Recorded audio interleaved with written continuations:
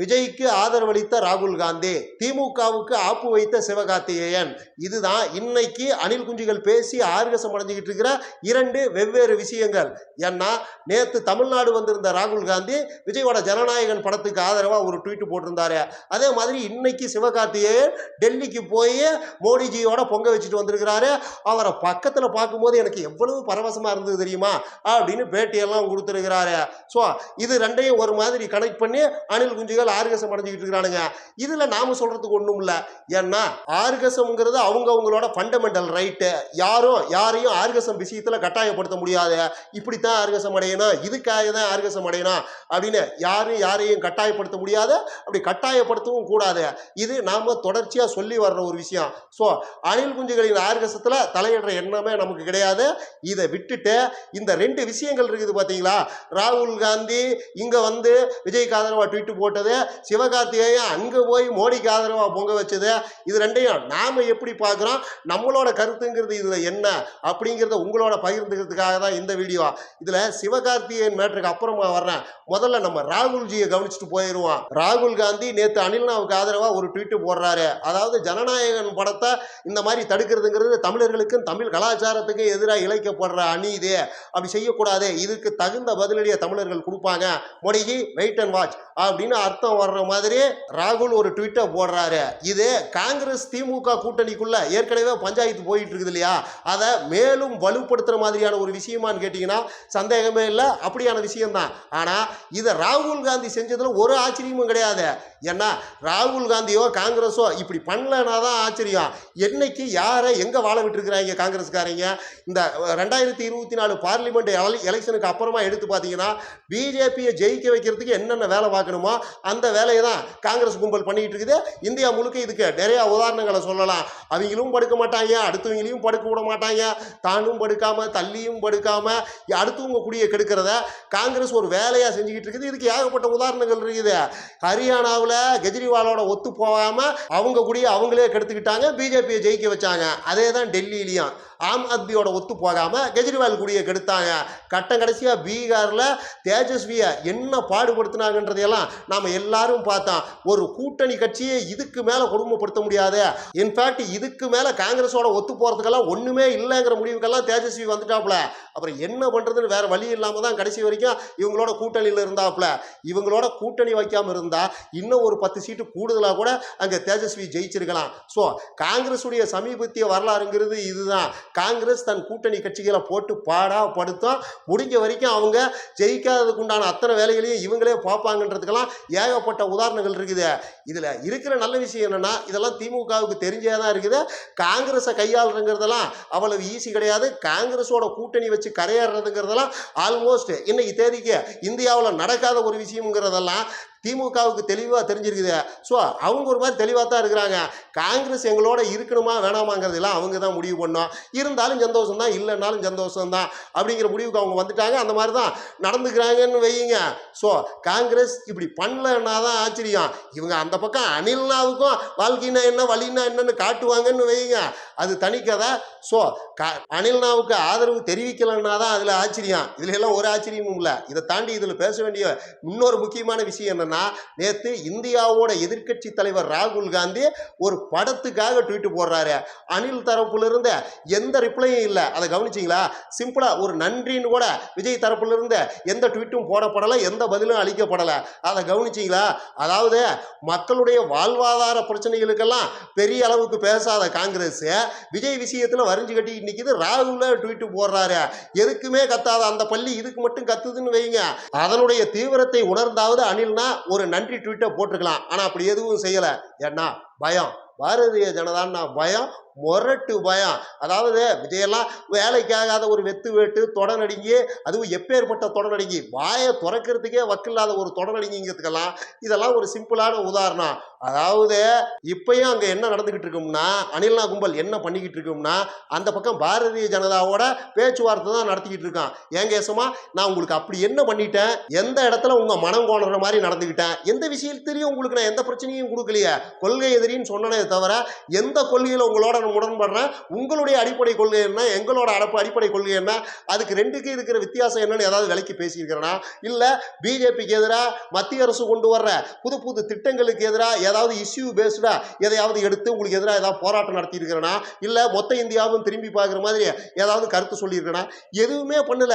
ஆனாலும் ஏன் என் மேல இவ்வளவு கோவப்படுறீங்க ஏசமா? எந்த இடத்துல நான் உங்க மனம் கோன்ற மாதிரி நடந்துக்கிட்டேன் எனக்கே புரியலீங்க ஏசமா. எப்படியாவது என்னை இந்த பிரச்சனையிலிருந்து விடுவிச்சு விடுங்க ஏசமா. உங்க மனம் கோன்ற மாதிரி மறுபடியும் நடந்துக்கவே மாட்டேங்க ஏசமா அப்படின்னு தான் அந்த பக்கம் அனில்னா கும்பல அங்க பிஜேபி கிட்ட கெஞ்சிக்கிட்டு இருக்கான். மாற்று கருத்தே இல்லை. ஏன்னா காங்கிரஸ் நம்பி எல்லாம் கரையேற முடியாதுங்கிறது விஜய்க்கெல்லாம் தெல்ல தெளிவா தெரிஞ்சிருக்கான். இன்னைக்கு தேதிக்கு இந்தியாவில் காங்கிரஸை வச்சு ஜெயிக்கிறதுக்கு வாய்ப்பு இருக்கிற, ஜெயிக்க முடிகிற ஒரே கட்சினா அது திமுக மட்டும்தான். மீதி யாரோட கூட்டணி போனாலும் அவங்களுக்கு அழிவு தான். இது காங்கிரஸ்காரங்களுக்கே நல்லா தெரியும். அதனாலதான் விஜய் அந்த பக்கம் கெஞ்சிக்கிட்டு இருக்கிறாப்புல. பிஜேபியை பகைச்சுக்கிட்டெல்லாம் விஜயால தமிழ்நாட்டில் ஒரு நாளும் கட்சி நடத்த முடியாது. ஒரே ஒரு நாள் கூட கட்சி நடத்த முடியாது. அணில் குஞ்சுகள்லாம் இந்த யதார்த்த உண்மையை புரிஞ்சுக்கிட்டா நல்லது. இல்லைன்னா இஷ்யூ பேஸ்டா பிஜேபிக்கு எதிராக ஏதாவது ஒரு போராட்டத்தை இந்த வெத்து வேட்டு விஜய நடத்த சொல்லுங்கடா பார்க்கலாம். அட்லீஸ்ட் பேச சொல்லுங்கடா பார்க்கலாம். நேற்று சிடி நிர்மல்குமார் ஒரு பேட்டி கொடுக்குறாப்புல. அதையெல்லாம் கேட்டீங்கன்னா சூழதான் ஜிரிப்பீங்க நீங்களே. பிஜேபின்னு ஒரு வார்த்தை இல்லை அதுல. இந்த பிரச்சனைக்கு பின்னாடி அரசியல் இருக்குதுன்னு ஒரு வார்த்தை இந்த வெத்து வேட்டுகளால பேச முடியல. சிடிஆராலும் பேசவே முடியலன்னு வச்சுக்கோங்க. நீங்க அதிகாரத்தை பிடிச்சி ஆண்டு கிழிக்க போறீங்களாடா? ஏடா தற்கூரி கூமட்டம் இருக்கணுங்களா? எதா இருந்தாலும் படம் ரிலீஸ் ஆகிட்டேன் அப்புறமா பார்த்துக்கலாம்ங்கிறத தவிர அந்த ஆள்கிட்ட வேற எந்த பதிலும் இல்லை. இதெல்லாம் ஒரு கட்சி, இவங்கெல்லாம் ஒரு ஆளுங்க. என்னத்தை சொல்றது? இன்னொன்னு கவனிச்சிங்களா? அத்தனை லகுட வாண்டிகளா இப்ப எங்க இருக்கிறாங்கன்னே தெரியல. என் தலைவனை தொட்டு பாருங்கடா, தொட்டு கை வச்சு பாருங்கடா, வேற மாதிரி ஆயிரம் பார்த்துங்கன்னு முறுக்கின ஆதவர்ஜுனாலாம் எங்கன்னே தெரியல. தொடலை நடையா நடக்க விடுறாங்க. அவங்களால என்ன பண்ண முடியுமோ அதை அத்தனையும் பண்றாங்க. இவங்களுக்கு வாயை திறந்து பேசுறதுக்கே வக்கு கிடையாது. ஆக்சுவலா ஒரு கட்சினா யார் இருந்தாலும் இல்லைன்னாலும், குறிப்பா அந்த தலைவன், அந்த கட்சியோட தலைவன் ஏதாவது பிரச்சனைகள் இருந்தாலும் அந்த கட்சி ஆக்டிவா தான் இருக்கும். மற்றவங்க பேசிக்கிட்டு தான் இருப்பாங்க, மற்றவங்க பர்ஃபார்ம் பண்ணிக்கிட்டு தான் இருப்பாங்க. அதுக்கு பேர் தான் கட்சி.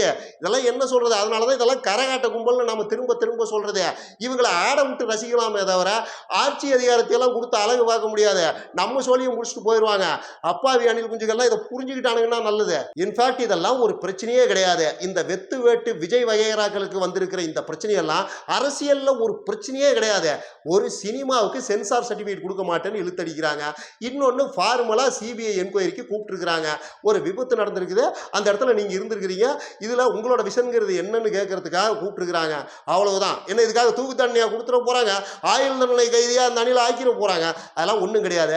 இதெல்லாம் ஒரு பிரச்சனைன்னு இவங்க அரசியல்ல நெருக்கடின்னு பொந்துக்குள்ள போய் பூந்துக்கிறாங்கன்னா இவங்க எல்லாம் எப்பேற்பட்ட வெத்து வேட்டு கும்பல்? இதுக்கு ஆதரவாலாம் அந்த பக்கம் இந்த சில்லற அணில்கள்லாம் என்ன கணக்குல கூவிட்டு இருக்கிறானுங்களா எனக்கு தெரியல. தாவேகா உயர்மட்ட நிர்வாகின்னு ஒருத்தனை இப்ப வெளியில் இல்ல, அம்பிட்டு பயிலும் பொந்துக்குள்ள தான் இருக்கிறான். இதெல்லாம் ஒரு கட்சி? என்னத்தை சொல்றது? அதனாலதான் திரும்பவும் சொல்றேன், இதெல்லாம் கரகாட்ட கும்பல். ஆட விட்டு ரசிக்கலாம், அவ்வளவுதான். அதை தாண்டி 5 பைசா இவங்க எல்லாம் ஒர்த்து கிடையாது. ரைட். இப்போ அந்த சிவகார்த்திகேயன் மேட்டருக்கு வர்றேன். அதாவது சிவகார்த்திகேயன் இன்னைக்கு காலையில் டெல்லியில் நடந்த மோடிஜி தலைமையில் மத்திய இணையமைச்சர் எல் முருகன் வீட்டில் நடந்த பொங்கல் விழாவில் கலந்துகிட்டு இருக்கிறாரு. ரவி மோகன், இந்த ஜிவி பிரகாஷ்னு பராசக்தி படத்தில் பணியாற்றின இன்னும் சிலரும் இதில் கலந்துகிட்டு இருக்கிறாங்க. இதைத்தான் திமுகவுக்கு ஆப்பு வைத்த சிவகார்த்திகேயன் பேசி அந்த பக்கம் அணில் குஞ்சுகள்லாம் ஆர்வசம் அடைஞ்சிக்கிட்டு இருக்கிறானுங்க.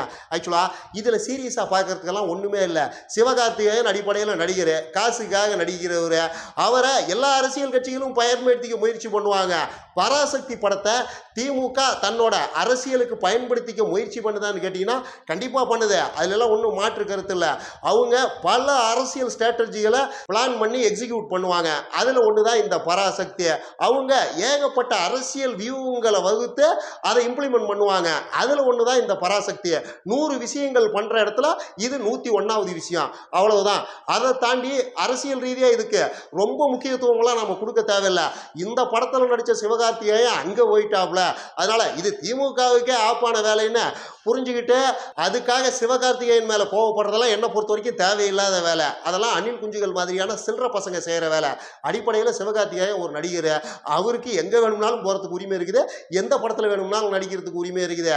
பராசக்தியில நடிக்கிறதுக்கு அவளுக்கு எந்த அளவுக்கு உரிமை இருக்குதோ அதே அளவுக்கு மோடி கூட போய் பொங்க வைக்கிறதுக்கு அவருக்கு உரிமை இருக்குது. அதுல நாம சொல்றதுக்கெல்லாம் ஒண்ணும் இல்ல.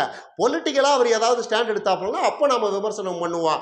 பொலிட்டிக்கலா தமிழ்நாடு அரசுக்கு எதிராக, திமுகவுக்கு எதிராக அவர் ஏதாவது வலுவான ஸ்டாண்டை எடுக்கிறாரு, ஏதாவது வலுவான கருத்துக்களை சொல்றாருன்னா அப்போ திருப்பி அடிப்போம், அப்போ தேவையான பதிலடிகளை கொடுப்போம். அவ்வளவுதான்.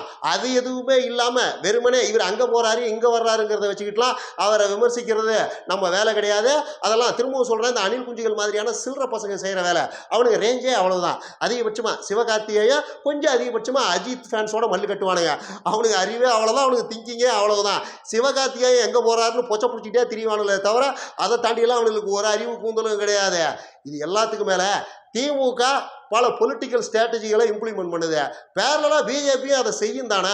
இவங்க ஒரு அரசியல் வியூகத்தை வகுத்து சில பல விஷயங்களை செய்யும் போது பேரலா எதிர்கட்சிகளும் அதை செய்யும் தானே. இவங்க ஒன்று பண்ணும்போது அதுக்கு கவுண்டரா அவங்க ஒன்று பண்ண தானே செய்வாங்க. அதை ஓவர் கம் பண்ணி போறது தானே பாலிடிக்ஸு. அதை மீறி தானே பாலிடிக்ஸ் பண்ணணும். திமுக ஒன்று பண்ணுதுன்னா எதிர்கட்சிகள்லாம் ஒன்றுமே பண்ணாம அப்படியே அமைதியாக வேடிக்கை பார்த்துக்கிட்டு இருக்குமா என்ன? அவங்களும் அவங்க சக்திக்கு உண்டானதெல்லாம் செய்யத்தான் செய்வாங்க. இவங்க செட் பண்ணுற ஸ்ட்ராட்டஜிக்கு எதிராக என்னென்ன பண்ண முடியுமோ அதையெல்லாம் பண்ண தானே செய்வாங்க. அதையெல்லாம் ஓவர் கம் பண்ணி தான் ஜெயிக்கணும். அதெல்லாம் பார்த்துக்கலாம், அதெல்லாம் ஒரு மேட்டரே கிடையாது. இன்ஃபேக்ட் இதெல்லாம் அணில் குஞ்சுகளுக்கு எந்த காலத்துலையும் புரிய போகிறதில்ல. அவனுங்களை பொறுத்த வரைக்கும் எப்பேற்பட்ட வில்லனாக இருந்தாலும் விஜய்கிட்ட 3/4 மணி நேரத்தில் சரண்டர் ஆயிடுவான்ல சினிமாவில். அரசியலில் மட்டும் ஏன் அப்படி நடக்க மாட்டேங்குது? இவர் ஒன்று பண்ணால் அவங்க எதிர்த்தாப்புல வேற என்னென்னவோ பண்ணுறாங்க.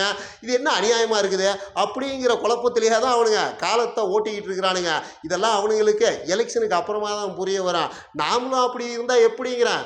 ஸோ எண்டே இல்லாமல் அடுத்தடுத்த விஷயங்களை இறக்கிக்கிட்டே இருக்க வேண்டியது தான். அதுதான் அரசியலை. இன்னும் நிறைய பேசலாம்.